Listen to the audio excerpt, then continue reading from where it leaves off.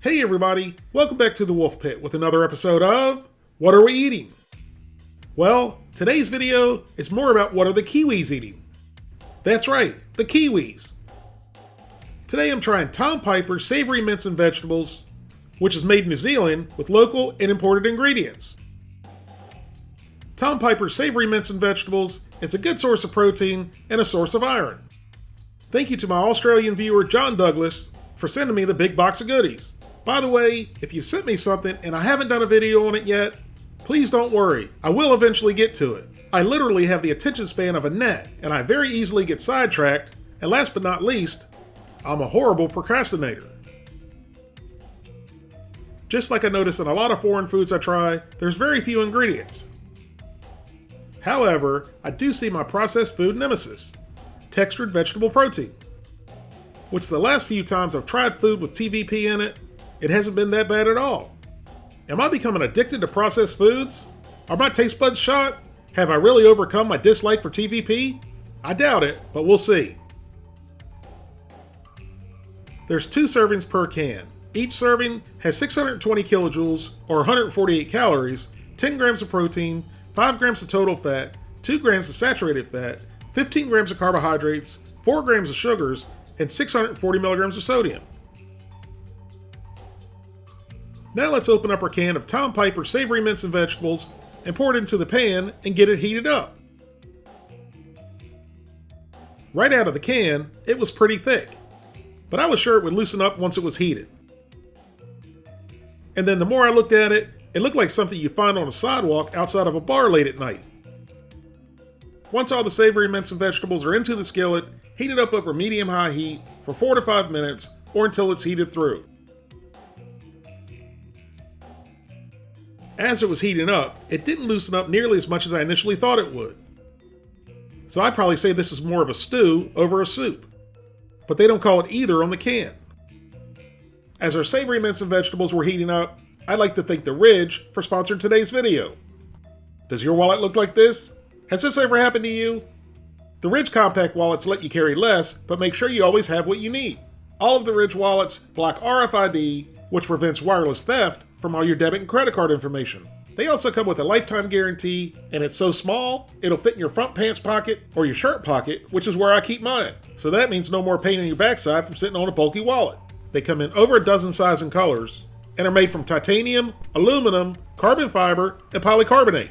So go visit ridgewallet.com/wolfpit and use the code WOLFE, WOLFE, for 10% off your order and free worldwide shipping. After about 4 minutes over medium-high heat, our Tom Piper Savory Mince and Vegetables is heated through.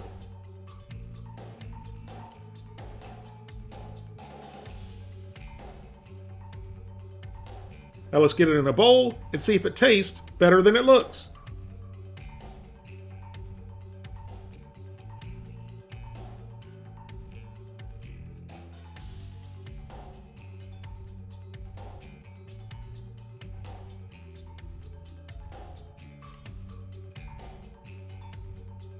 I had some leftover, almost stale Asiago bread laying around, and I thought it would go perfect with this. Like I've mentioned before, I loathe peas, and this mince and vegetables has a whole lot of peas, so this should be interesting. And I'm not really sure what's happened to me.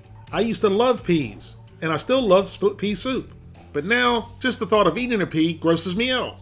But I'm not going to avoid them. I'll try them, but not for me, but for you, the people who also don't like peas, so you don't have to. So right off the bat, we went in for a big scoop of everything. And again, it was still pretty thick. And it didn't look great, but it also didn't look horrible either. I think it's that dull brown color that makes it look not so good. Visually, it reminded me of something, but I couldn't figure out what it was. So into the old pie hole, and down the gullet it went. Now just like it visually looking familiar, once it was in my mouth, it also felt and tasted somewhat familiar. Visually to me, it looked like either a Brunswick stew or a burgoo. But then once it was in my mouth, it reminded me of a watered down canned corned beef hash. With vegetables, of course. The flavor was pretty good. It pretty much tasted like what it is. Hamburger soup or hamburger stew, whatever you want to call it. The combination of the mince and TVP wasn't very noticeable. And that's a good thing the TVP wasn't noticeable, but I would have liked for a little bit of the meat to be noticeable.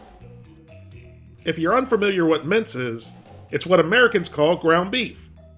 Here's what Courtney thought about it. Vegetables taste really crisp. I didn't get any crisp vegetables. Okay. I'm not saying there wasn't any in there. Who am I kidding? I absolutely was saying there was no crisp vegetables in there. I was trying to be nice, because she must have been hitting the pipe hard that day. The savory mince and vegetables was pretty good, but there was nothing crispy about it. The soup is pretty hearty by itself, but once we got the slice of Asiago cheese bread involved, it took it up to a whole new level.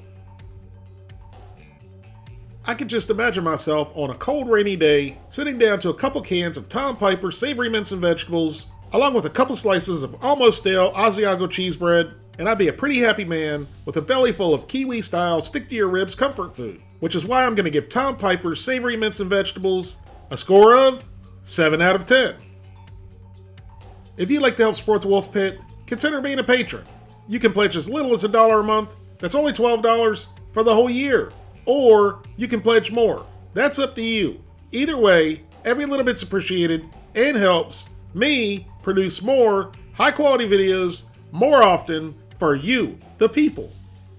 Thank you all very much for watching. Please don't forget to like this video and subscribe, and I'll see you soon.